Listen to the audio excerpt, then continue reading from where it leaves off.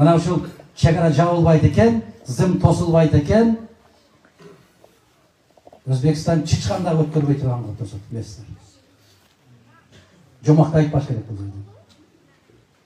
Бул биздин айыл өкмөттүн, биздин райондун жетекчилигинин, биздин областтын жетекчилеринин түк тиешеси жок. Мына областтын жетекчиси катышып отурду ошол жерде. Ал дагы билбей суроо берип алды.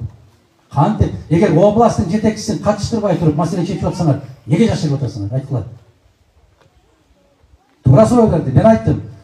Ош областынын жетекчисинин суроосу туура. Себеп эртең ушундай чечилип калса, эл Бишкекке келбейт. Областын жетекчисинен сурайт. Ушулар жооп берет. Айыл өкмөтүнө барат. Райондун жетекчисине барат. Силер жатасыңар Бишкекте. Балмуздар жеп. Жооп бере турган азаматтар ушулар. Баланча миң гектар жер пайда болот экен деген сөз, ал биздин жер. Мына ушул.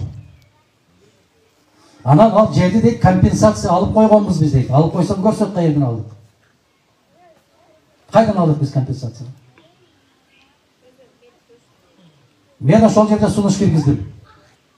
Кыргызстан уттубу? Тим эле Хабиб келгендегидей болуп даадаңдашат.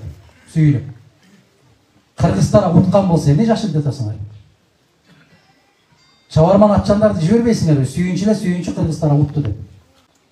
Мен сунуш киргиздим. Бул 4 айыл өкмөтүнө таандык маселе. Ошол жер боюнча. А тагдыр бүтүндөй Кыргызстанга таандык маселе. Бул Кызыл Октябрь айыл өкмөтү, Кароол айыл өкмөтү, Баштөө айыл өкмөтү, анан 4 күн.